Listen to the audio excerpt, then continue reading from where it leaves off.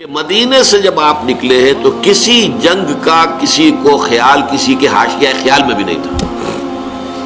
پیش نظر تھا اس قافلے کا راستہ روکنا کہ جو آ رہا تھا شام سے واپس ابو سفیان کی سرکردگی میں، جو جب جا رہا تھا تو حضور نے تعاقب کیا تھا لیکن وہ بچ کر نکل گیا تھا. اسی لیے کسی نے اہتمام نہیں کیا کہ وہ اسلحہ ساتھ لے. اندازہ تو کیجئے 313 افراد میں سے صرف 2 کے پاس تلواریں تھیں. حضور جب اپنے 313 ساتھیوں کو لے کر تقریباً درمیان میں تھے مدینے اور بدر کے، وہاں حضور کو وحی کے ذریعے سے اللہ نے اطلاع دے دی کہ مکے سے ایک لشکر بھی چل چکا ہے، بڑا طاقتور لشکر، اور ساتھ ہی اے محمد صلی اللہ علیہ وسلم ہمارا وعدہ ہے کہ ایک تو وہ جو اوپر سے قافلہ آ رہا ہے شمال سے، اور ایک جو جنوب سے آ رہا ہے لشکر، ان 2 میں سے ایک پر ہم ضرور مسلمانوں کو فتح دے دیں گے. یہ وحی جب حضور پر آ گئی اور آپ کو اطلاع مل گئی کہ مکے سے تو قریش کا ایک فوج نکل آئی ہے، مسلح، کیل کانٹے سے لیس، پوری تیاریوں کے ساتھ. اب آپ نے ایک مجلس سے مشاورت منعقد کی اور آپ نے مسلمانوں کے سامنے یہ مسئلہ رکھ دیا کہ دیکھو ہم نکلے تھے اس کام کے لیے، لیکن اب صورت اللہ تعالیٰ کی طرف سے یہ پیش آ گئی ہے، وہ قافلہ بھی آ رہا ہے اور ادھر سے لشکر بھی آ رہا ہے، اور اللہ کا وعدہ ہے ان میں سے ایک پر لازماً اللہ ہمیں فتح عطا کر دے گا. تو بتاؤ کہ ہم کدھر چلیں، لشکر کی طرف چلیں یا قافلے کا پیچھا کریں؟ اس کو آپ جدید اصطلاح میں یہ کہہ سکتے ہیں کہ یہ اپنے ساتھیوں کے مورال کو ریڈ کرنے کی حضور کی طرف سے ایک کوشش تھی. تو حضور نے جب یہ مشورے کے لیے بات رکھی، یہ بات بڑی اہم ہے، بڑی پیارا واقعہ ہے یہ سیرت کا. مہاجرین میں سے کئی افراد نے کھڑے ہو کر تقریریں کی بڑی جوشیلی. حضور جو حکم آپ کا ہو آپ بسم اللہ کریں، ہم تیار ہیں، ہر شے کے لیے تیار ہیں، فیصلہ آپ کو کرنا. حضرت ابو بکر نے تقریر کی رضی اللہ تعالی عنہ، لیکن حضور نے کوئی خاص اہمیت نہیں دی. پھر حضرت مقداد ابن الاسود نے جو تقریر کی ہے وہ بڑی پیاری ہے کہ حضور ہم موسیٰ کے ساتھی نہیں ہیں کہ جنہوں نے جنگ کے وقت کہہ دیا تھا جاؤ موسیٰ تم اور تمہارا رب جا کر جنگ کرو، ہم تو یہیں بیٹھے، ہم جنگ نہیں کریں گے. ہم موسیٰ کے ساتھی نہیں ہیں، محمد کے صحابی ہیں صلی اللہ علیہ وسلم. خدا کی قسم آپ بسم اللہ کریں، جو بھی قدم آپ اٹھائیں گے انشاءاللہ اللہ تعالی ہمارے ذریعے سے آپ کو آنکھوں کی ٹھنڈک عطا کرے گا. حضور ان کی بات کو بھی کوئی خاص اہمیت نہیں دے رہے. پھر فرما رہے اشیرونی، مجھے مشورہ دو بھائی. اب یہ بات جو ہے انصار کی سمجھ میں آ گئی کہ حضور کا روح سخن ہماری جانب ہے، کیونکہ انصار سے جو معاہدہ ہوا تھا بیعت عقبہ ثانیہ میں وہ یہ تھا کہ اگر مدینے پر حملہ ہوگا تو ہم آپ کی حفاظت کریں گے اپنے اہل و عیال کی طرح. ابھی مدینے پر حملہ نہیں ہوا تھا بلکہ حضور آگے بڑھ کر نکل آئے ہیں مدینے سے، اور جنگ مدینے سے باہر ہو رہی ہے. تو گویا کہ اسٹرکٹ سینس میں انصار پابند نہیں تھے اپنے اس معاہدے کی روح سے کہ حضور کا ساتھ دیں. اور ظاہر بات ہے کہ اب جو سچویشن پیش آ گئی تھی، صرف مہاجرین کی نفری کافی نہیں تھی. 80-85 مہاجرین تھے، باقی سب کے سب تو انصار تھے، ان میں 313 وہ کفایت نہیں کرتے تھے اس سچویشن جو اس وقت پیش آ گئی. لہذا حضور بار بار کہے تو سمجھ گئے. حضرت سعد بن عبادہ کھڑے ہوئے رضی اللہ تعالی عنہ، اور بڑی پیاری تقریر ہے ان کی یہ. اے اللہ کے رسول، شاید آپ کا روح سخن ہماری جانب ہے، تو ہم تو آپ پر ایمان لا چکے ہیں. وہ بیعت عقبہ والی بات کو آپ بھول جائیے. جب ہم ایمان لے آئے، اپنے آپ کو اللہ کا رسول اور نبی مانا ہے، تو ہمارے لیے آپشن کون سا ہے؟ خدا کی قسم اگر آپ اپنی سواری سمندر میں ڈال دیں گے، ہم سب کے سب آپ کے پیچھے سمندر میں اتر جائیں گے. اور خدا کی قسم اگر آپ ہمیں حکم دیں گے تو برق الغماد تک پہنچ جائیں گے، یمن کا ایک شہر، اور اپنی جو سواریاں ہیں یہ اونٹ اور اونٹنیاں انہیں اس طویل سفر کی وجہ سے لاغر کر دیں گے، لیکن آپ جہاں حکم دیں گے آپ بسم اللہ کیجیے.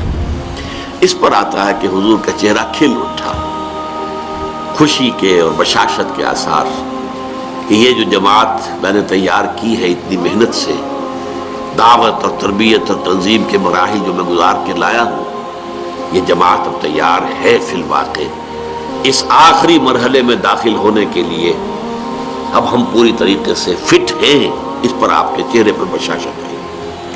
اس کے بعد آپ نے کہا تو چلو پھر بدر کی طرف۔ اب یہ میں آپ سے عرض کر چکا ہوں کہ وہ قافلہ تو بدر کی وادی میں داخل ہی نہیں ہوا، ابو سفیان اس کو لے کر پہاڑی سلسلے کے ادھر مغرب کی طرف سے ہوتے ہوئے ساحل سمندر کے ساتھ ساتھ لمبا سفر کر کے بچ کے نکل گئے۔ اور یہ جب جو لشکر آ گیا قریش کا، اور جب پڑاؤ ہے، صرف میں اس کے بھی دو واقعات آپ کو سنا دوں کہ جب پڑاؤ پڑا ہوا ہے تو وہاں اطلاع پہنچ گئی کہ قافلہ تو بچ کر نکل گیا۔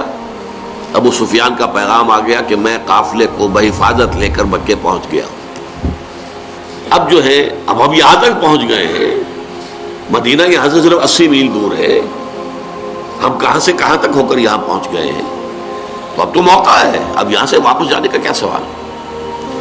حضرت حکیم بن حزام رضی اللہ تعالی عنہ اس وقت تک ابھی ایمان نہیں لائے تھے، وہ گئے عتبہ کے پاس کہ عتبہ دیکھیے ہمارا جو وہ قافلہ تھا وہ تو بچ کے جا چکا ہے، اب یہ خامخواہ کی خوریزی اور جنگ کاہے کے لیے؟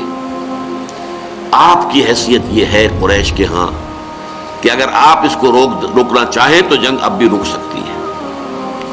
اس نے بھی کہا ٹھیک ہے، بات تو تمہاری صحیح ہے، اچھا چلو چلتے ہیں ابو جہل کے پاس، وہ he was the chief of the ہاکس۔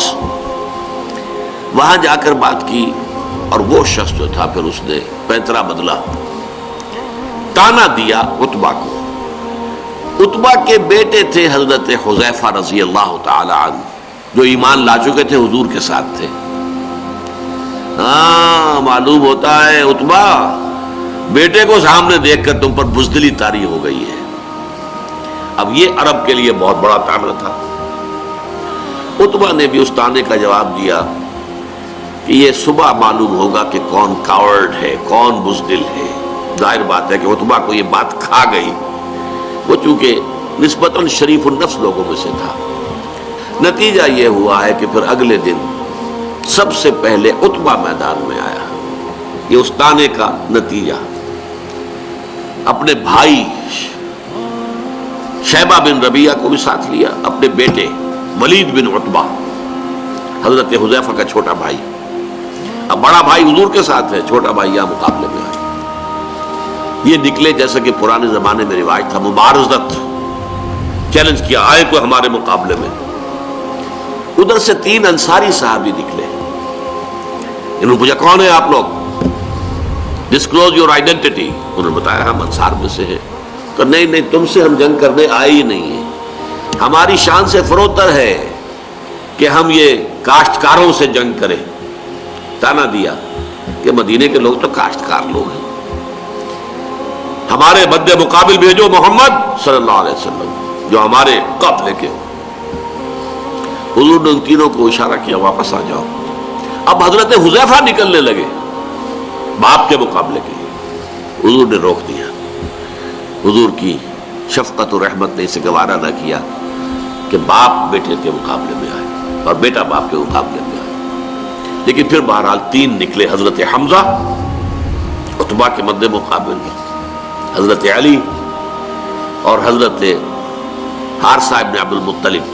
اب یہ بن مطلب، عبد المطلب نہیں، یہ 3 قرشی نکلے۔ ہاں انہوں نے جب بتایا کہ ہاں ٹھیک ہے اب ہمارے مقابلہ جو ہے برابر کی چوٹ کا ہے۔ بہرحال نتیجہ کیا نکلا کہ تینوں کو واصل جہنم کیا۔ اگرچہ حضرت حارثہ جو تھے وہ بھی زخمی ہو گئے، تلوار کا وار ان کی ٹانگ پر پڑا، ٹانگ کٹ گئی تو گر گئے، لیکن پھر جس سے مقابلہ ہو رہا تھا حضرت علی نے اس کو بھی واصل جہنم کیا۔ یہ جو ہے جو زخمی ہو گئے تھے، یہ واپس جاتے ہوئے جبکہ بدر سے جا رہے تھے حضور فتح مند ہو کر مدینے کی طرف، تو درمیان میں ان کا انتقال ہو گیا۔ تو ان کے سمیت 14 صحابہ جو ہیں شہید ہوئے، جبکہ 70 قرشی کھیت رہے، واصل جہنم ہوئے۔ اور ان 14 میں سے کوئی بھی نمایاں شخص نہیں تھا بہت بڑا، اور وہ سارے کے سارے چوٹی کے لوگ تھے، تمام سرداران قریش، اور 70 کو قیدی بنا لیا۔